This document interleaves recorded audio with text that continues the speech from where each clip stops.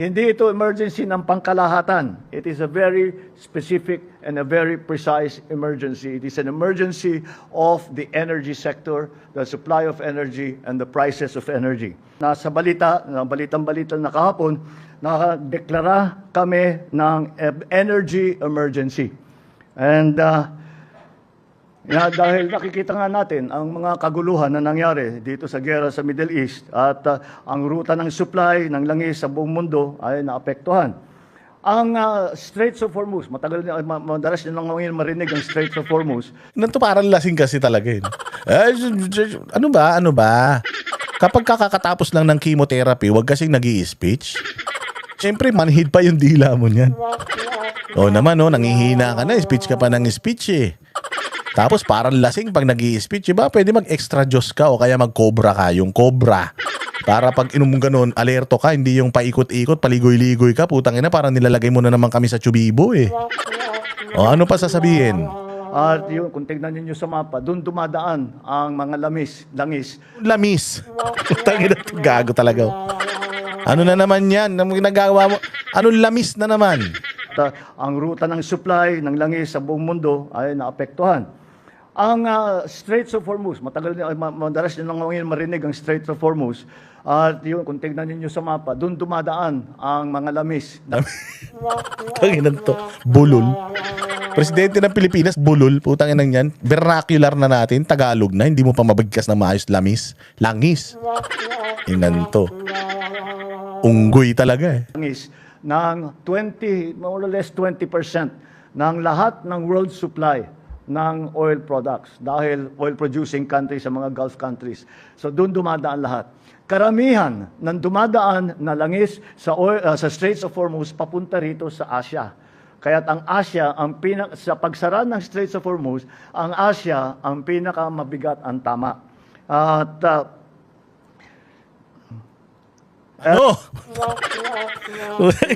Huwag nyo kasi lituhin. Pucha, alam nyo na nga wala ng utak yan eh. Tunaw na yung utak niyan, kakainom ng gamot. Kayo talaga oh. At tayo, dahil wala tayong langis at karamihan, halos lahat ng langis ay ating ini-import. At karamihan dyan ay doon galing. Kailangan natin maghanda kung ito ay lalala pa at tatagal pa. Malinaw ang salitang ginamit natin, energy emergency. Hindi ito emergency ng pangkalahatan. It is a very specific and a very precise emergency. It is an emergency of the energy sector, the supply of energy, and the prices of energy. Dahil ang pinagmulan ng problema ay ang supply at ang presyo ng enerhiya. At yun ang kailangan naming tugunan ng direkta agad. Kaya that is why we declared natin. Tangina, umuutot pa yung bibig.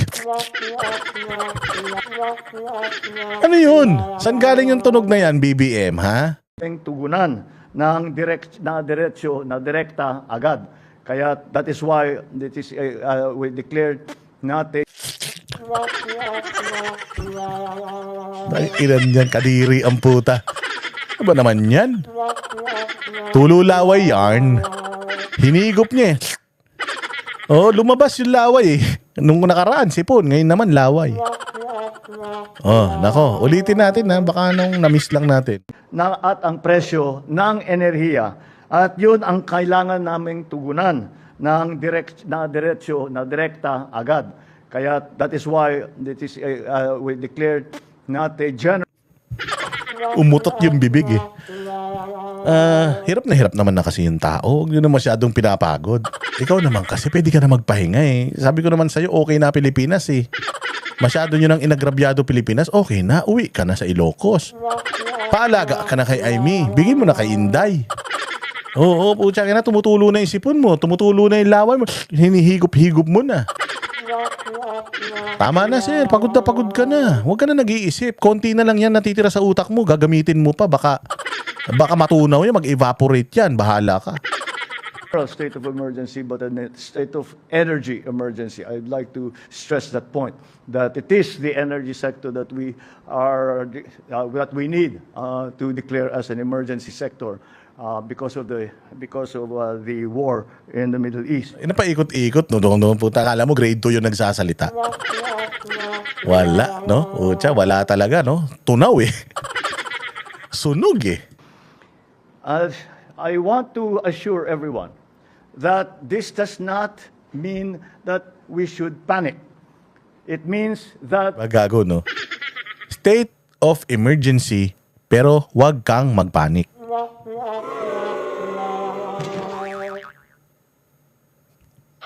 Oh, late na masyado yung hamo. State of emergency. Tapos, wag tayong magpanik. O, nung nakaraan naman, war on drugs, pero walang namamatay. Ha? War nga eh. Paano walang mamamatay? May war ba na walang namamatay? Diyan ba sa war ng Iran at Israel, walang namatay? Marami. War nga eh. So dito naman, there is no oil crisis, there is no crisis, but we are creating a crisis management team. But there's no crisis. Ngayon naman, state of energy emergency, pero wag kayong matakot. Emergency lang ito. Hindi ito dapat katakutan. Ilang yan, emergency na nga eh. we are doing everything that we can to assess and to alleviate the situation. We are doing everything that we can. Wala ka pa nagagawa eh, kahit isa eh. Wala ka pa nagawa sa lahat ng mga ipinangako mo sa bayang Pilipinas. Wala ka pa nagawa. Nagsasasabi mong gumagawa ka ng paraan. Walang paraan. Ang paraan na lang, lumayas ka na dyan. Pag wala ka na dyan, ayan, baka umalwan na buhay ng Pilipino. Pero sa tuwing ikaw yung nandiyan dyan, kinakabahan talaga kami. Baka saan mo na naman dalin tong manibela ng Pilipinas eh. Hindi na namin alam kung ano direksyon mo talaga. It is a precautionary tool so that we are ready for whatever comes next. Because lahat ng kaya nating, all the options that have been available to us, we are now exercising. In terms of the subsidies, fuel subsidies. Yan, puro subsidy. Doon ka lang magaling, subsidy. O, sabi ko nga sa inyo, hindi ba? Ang pera ng taong bayan, ang buwis ng taong bayan, ibinibigay yan, kinukuha ng gobyerno yan para sa serbisyo, sa infrastruktura, para mapalakas ang sektor ng agrikultura, mapalakas ang sektor ng edukasyon, mapalakas ang sektor ng peace and order. Doon ginagamit yung pera. Pero ang problema nga nito, kinukuha niyo yung pera, magbabalato kayo sa mga piling-piling mga tao, tapos yung pera, itatago nyo na. Pag nagtanong yung tao, saan napunta yung pera? Hindi ba inayuda namin sa inyo? Kung hindi sana namin inayuda sa inyo, hindi sana naging tulay na kawayan yan.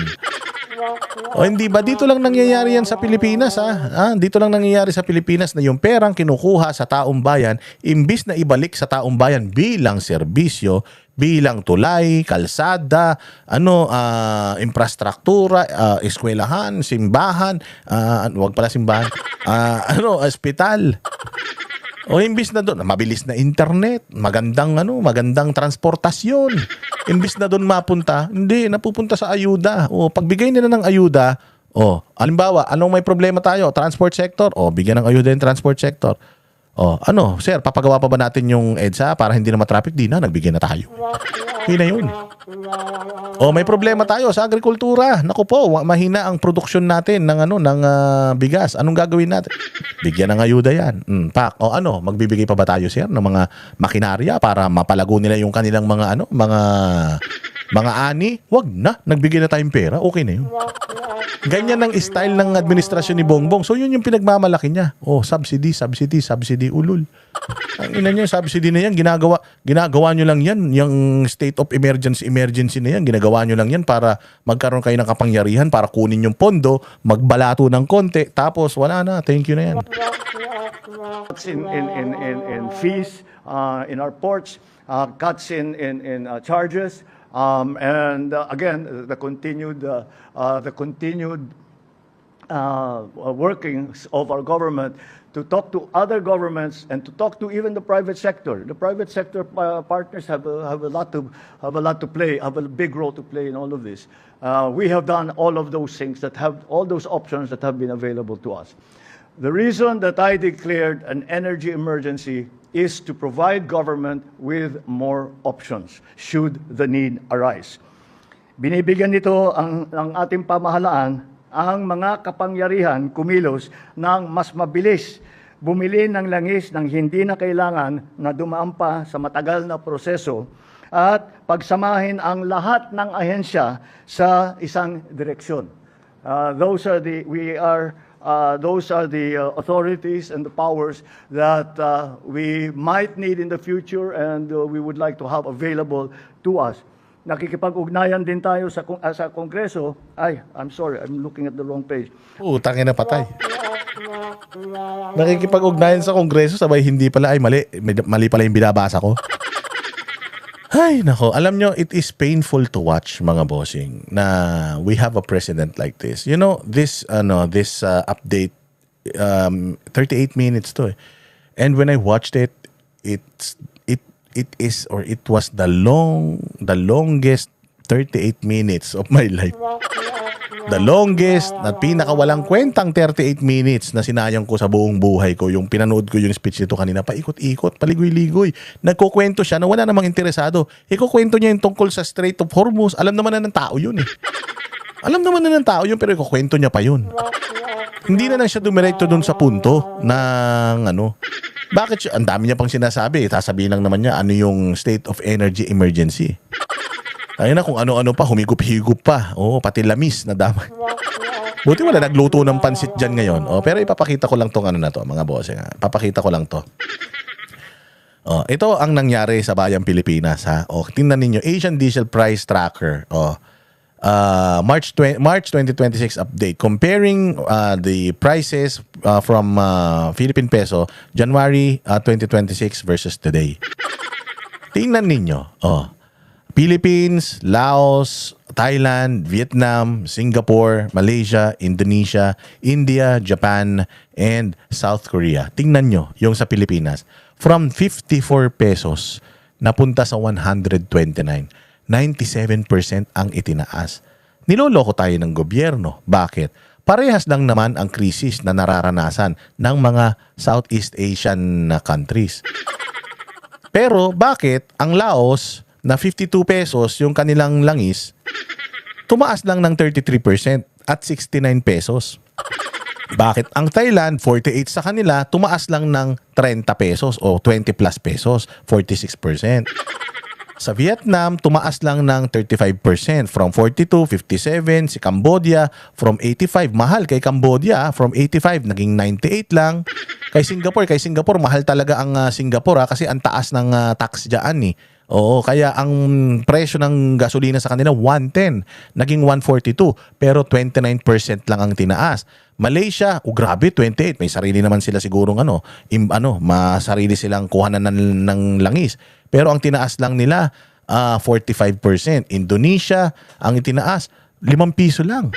Ang India, ang itinaas naman 20 pesos lang. Si Japan, ang tinaas 20 pesos lang din, 20 plus pesos, 38%. Si South Korea, ang itinaas 30 pesos lang at 34%. Magtataka ka, bakit ang Pilipinas nagtaas ng 97%? Ibig sabihin, ginagago tayo. Ibig sabihin, tinatarantado tayo. Hindi naman talaga dapat magtaas, pero bakit sinobra nila yung taas? Kaya nila sinobrahan yung taas para magkaroon ng krisis, para magkagulo sa Pilipinas, magkaroon sila ng paraan para i-activate yung special powers, tapos, boom, ayuda. Kunin yung pera, ayuda. Hanapan natin sila ngayon ng serbisyo, hanapan natin sila ngayon ng proyekto. Asan na yung proyekto? Wala, naibigay natin sa ayuda. Sila ang nag-create nito. Yan yung kine-question ni Marcoleta. Papaanong wala tayong krisis pero tumaas? Papaanong meron tayong buffer ng 45 days pero tumaas ng 97% yung yung gasolina natin dito? Bakit sa ibang bansa hindi naman ganyan? Kaya patunay dito lang sa atin 54 pesos naging 129 pesos, 97% yung itinaas. March 22, 2026 yan Ano na ngayon? March 26 na. March 25 na. So ganito tayo tinatarantado ng mga nasa gobyerno. Yan yung nahuli ni Marcoleta na shit. Bakit tumaas tayo ng ganito? Mayroon pa tayong stock Nabili pa natin yung stock na ginagamit natin ngayon. Nabili pa natin yan ng mura. Bakit itinaas nyo? Putya, oportunidad yun sa kanila. Kumita na sila. Nakapag ano pa sila, state of emergency pa sila. Meron pa silang meron pa silang special powers. Putya, yan. Sabi ko sa inyo, kumikitang kabuhayan, palakpakan. Tayo lang ang tumaas. Naiintindihan natin na sa gera dyan, tumaas. Pero tayo lang ang tumaas ng halos 100%. Actually ngayon, more than 100% na yung itinaas natin. Kumpara sa mga kapitbahay natin, Laos, mas mayaman tayo. Laos na nga yan eh. Pati ba naman Cambodia? Di ba? Mas mababa pa yung itinaas ng Cambodia at 15%. Tayo 97%. Di kayo nagugulat niyan? Itong krisis na nararanasan natin ngayon dito sa Pilipinas, kung dito ka magbabase, gawa-gawa lang nila yan. Yes, ginamit nila yung krisis doon sa ibayong dagat para palabasin na na delikado tayo. O tinaas nila yung presyo dito para magkagulo yung tao. Tapos, ayan na nga. Ayuda, ayuda, ayuda. Special powers. Tinanong sila eh, kailan nyo gagamitin special powers? Di namin alam. Kung talagang may state of emergency, dapat may plano ka na kung saan mo gagamitin yung special powers na yun. Bakit hindi mo pa alam? At saka tingnan mo naglagay lang sila ng state of energy emergency sa energy lang. Sa energy lang. Kasi yun yung tinatrabaho nila ngayon. Tingnan mo yan. Di ba sabi ni Marcoleta, hindi naman tayo kumukuha doon sa Strait of Hormuz. Merong dyan sa Singapore na nakadaong lang dyan ng mga tanker na pwede tayong bumili at kumuha ng mas mura. Bakit hindi tayo kumukuha? Nalaman ni Marcoleta na hindi po kumukuha din tayo doon. Kumukuha tayo doon. Ba't ganito ganyan kataas? Ba't naging ganito kataas yung natin? Yung 100% yung itinaas ng gasolina? Ba't ganun? Doon sila nahuli kahapon.